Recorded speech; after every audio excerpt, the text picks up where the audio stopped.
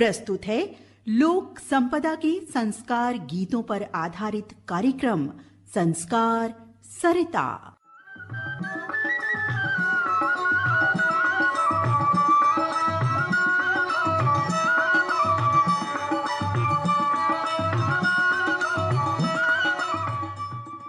नमस्कार श्रोताओं, संस्कार सरिता कार्यक्रम में मैं मीना चौहान आपका हार्दिक अभिनंदन करती हूँ। श्रोताओं, भारतीय संस्कृति में संस्कारों का महत्वपूर्ण स्थान है। मानव जीवन के जन्म और मृत्यु सहित 16 ऐसे पड़ाव है जहाँ पर कोई न कोई संस्कार नाम का उत्सव या कार्यक्रम निर्धारित किया गया है। इन्हें हमारी संस्कृति में 16 संस्कार की संज्ञा दी गई है। श्रोताओं, आज हम आपको सुनवा रहे हैं मध्य प्रदेश की पर्यटन नगरी शिवपुरी के जन्म संस्कार के लोकगीत।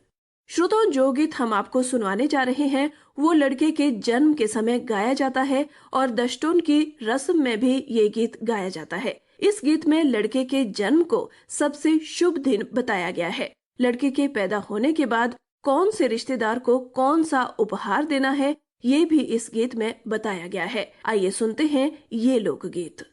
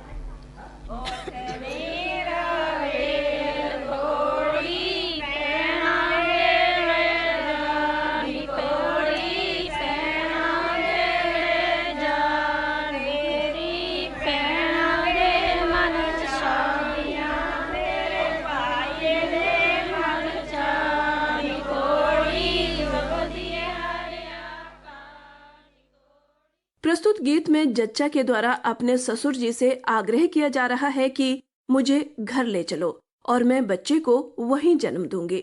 ससुर, जेठ, देवर और नंदोई सभी जच्चा को भाग्यशाली बता रहे हैं क्योंकि जच्चा ने परिवार को बढ़ाया है। तो चलिए श्रोताओ, सुनते हैं ये गीत।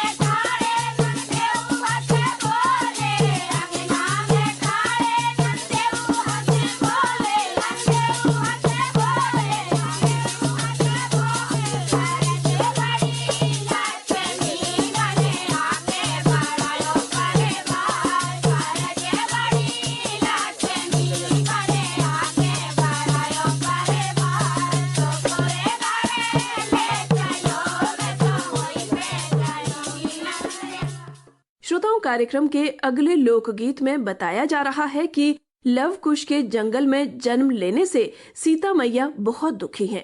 वे सोचती हैं कि अगर घर पर लव कुश का जन्म होता तो सासू माँ, जेठानी, देवरानी, ननद और देवर द्वारा उनके जन्म लेने पर बहुत खुशियाँ मनाई जाती।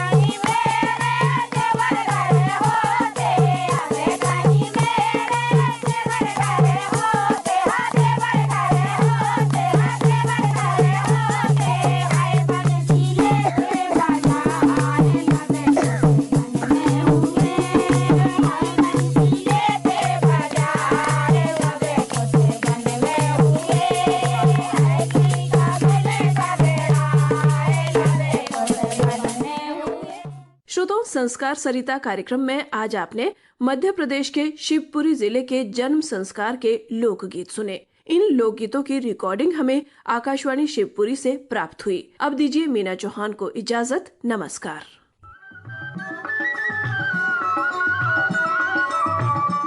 अभी आप सुन रहे थे लोक संपदा के संस्कार गीतों पर आधारित कार्यक्रम संस्कार सरिता।